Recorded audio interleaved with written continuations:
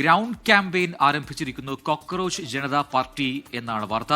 റോഡിലെ കുഴികൾ, പൊട്ടിയ തെരുവുവിളക്ക്, തെരുവു മാലിന്യം, സേവന സന്നദ്ധമല്ലാത്ത സർക്കാർ ഓഫീസുകൾ തുടങ്ങിയവയുടെ വീഡിയോ സോഷ്യൽ മീഡിയയിലൂടെ പങ്കുവയ്ക്കാനാണ് ഇപ്പോഴത്തെ ആഹ്വാനം. കടമകൾ നിർവഹിക്കാൻ അധികാരികൾക്ക് മേൽ സമ്മർദ്ദം ചെലുത്തണമെന്നും CJP. ബൽറാം നെടുങ്ങാടി ഡൽഹിയിൽ നിന്ന് വിവരങ്ങൾ നൽകാനായി ചേരുന്നുണ്ട്. ബൽറാം, CJPയുടെ പുതിയ വീഡിയോ വന്നിരിക്കുകയാണ്. അപ്പോൾ ആളുകൾക്ക്, പൊതുജനങ്ങൾക്ക് ആവശ്യമുള്ള കാര്യങ്ങളിലേക്ക് കൂടി കടക്കുകയാണ് അവർ. എന്താണ് നിർദ്ദേശങ്ങൾ? ഏത് രീതിയിൽ മുന്നോട്ട് പോകും ഇനി? പ്രജിൻ അമൃത, CJP നേരത്തെ ഒരു വെബ്സൈറ്റിലൂടെയും സമൂഹ മാധ്യമ അക്കൗണ്ടുകളിലൂടെയും ഉള്ള നിലപാടുകൾ വ്യക്തമാക്കിക്കൊണ്ടാണ് വലിയ തോതിലുള്ള പിന്തുണ സമൂഹ മാധ്യമങ്ങളിൽ നേടിയെടുത്തത്. അതിനപ്പുറത്തേക്ക് ഗ്രൗണ്ടിൽ ഇറങ്ങിയുള്ള പ്രവർത്തനങ്ങൾക്ക് കൂടി ആഹ്വാനം ചെയ്തിരിക്കുകയാണ് CJP.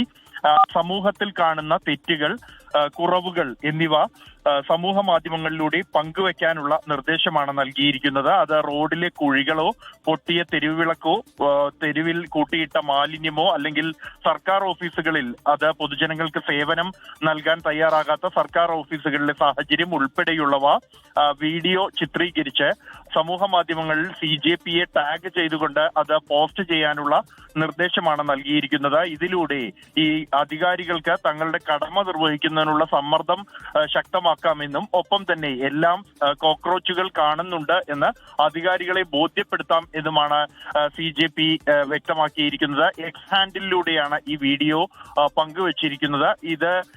ഈ വീഡിയോ ഔദ്യോഗിക ഗ്രൂപ്പിന്റെ അക്കൗണ്ടിലൂടെ പോസ്റ്റ് ചെയ്തിരിക്കുന്ന ഈ വീഡിയോ CJP സ്ഥാപകൻ അഭിജിത് ദീപ്കെ പങ്കുവച്ചിട്ടും ഉണ്ട്.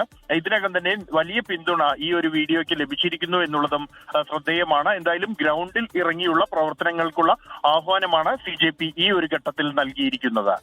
പ്രജിത്, അമൃത. ശരി.